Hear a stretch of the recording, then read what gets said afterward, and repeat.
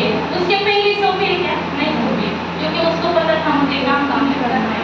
क्यों हमारे लिए उसने अपनी तरह क्योंकि हमारा आत्मा तो नाश नहीं होगा, हमारा शरीर मिट्टी में मिल जाएगा, वो तो खत्म हुआ, हमारा आत्मा को क्या होगा?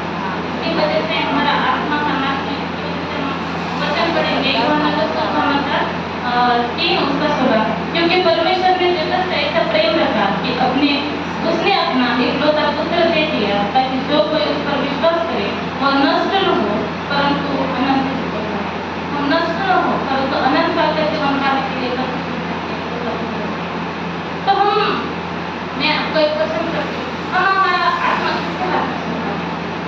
जो हमारा हम किसके जीवन जी रहे, हम चल रहे थे, वचन सुन रहे, जा रहे थे, काम कर रहे, लेकिन ये लाइफ में जो हम जो रास्ते से जा रहे हैं, हमारा गोल क्या है, हमारा काम क्या है?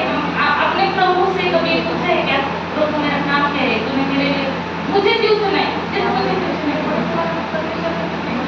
बस इधर भी बैठो, इधर भी बैठो, हमको चुना है, वो कृपा की है, एक अलग अलग काम के लिए हमारा एक काम है, लेकिन हमने तो उससे कभी पूछा है क्या काम के लिए तूने मुझे कृपा दे मुझे वो लोगों देकर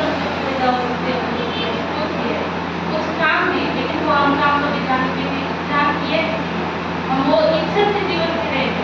परमेश्वर ने यीशु ने अपने पिता की इच्छा से जीवन जिया, पूरा सेवकाई किया, जो काम पूरा किया, विजय पाया, परमेश्वर के हाथ में अपना आत्मा सौंप दिया।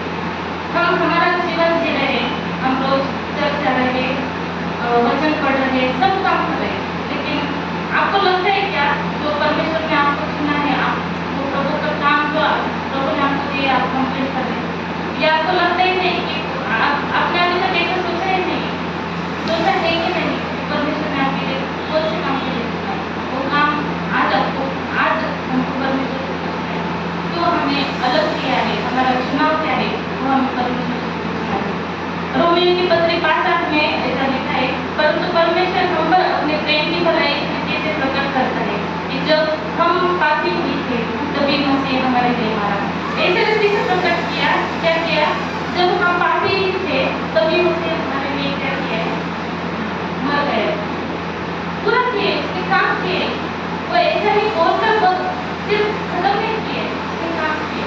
फिलिपियों पत्री उसका 2:8 में कहा है, और मनुष्य के रूप में प्रकट होकर अपने आप को दीन किया और यहाँ तक आज्ञाकारी रहा कि मृत्यु भी सही, उसने मृत्यु सही, आज्ञाकारी रहा, और वो मृत्यु भी उसने सही है, उसने कुछ तो किया है हमारे लिए, उसका काम उसने कंप्लीट किया है, हम हमारा काम कंप्लीट कर रहे हैं, हमारा जीवन हम कैसे जी रहे हैं।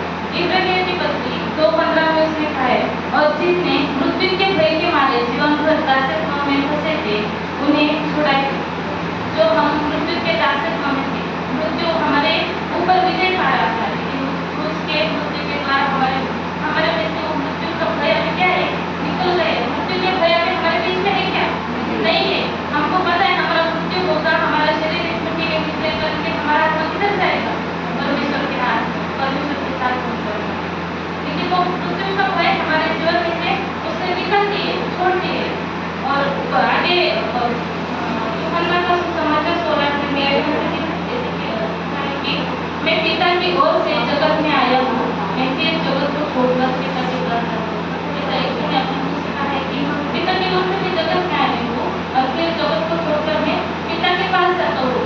वो पूरा नहीं करता है, पूरा एक ही से दे रहा है, मैं फिर से पिता के पास जाने वाला हूँ। जो काम करने के लिए वो आए थे, वो काम खत्म करके वो क्या करने वाले हैं, छोड़कर पिता के पास फिर चले जाने वाला है। वो एक ही से दे रहा है। क्या हम एक ही से कह सकते हैं क्या कि वो मेरा काम है, मैंने कंप्लीट किया और मैं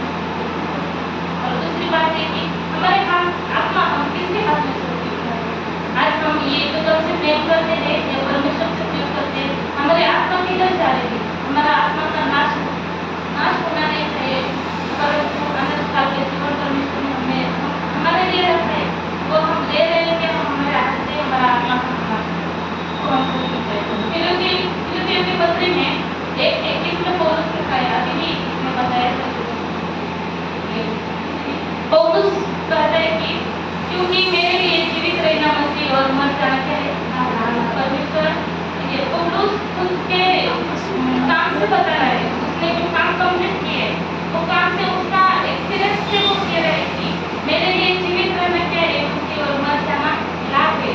हम कह सकते थे, हम ऐसा काम कर रहे थे, हम कह सकते इस रिलेटिव से कि मेरे लिए जीना क्या है मसीह और मरना लाभ है। हम कह सकते हम ऐसा जीवन परमेश्वर के इच्छा से जब जीवन जिएंगे तभी हम बता सकते कि मरना मेरे लिए लाभ और मरना मेरे लिए जीवित रहना मेरे लिए मसीह और मरना मेरे लिए क्या है लाभ है।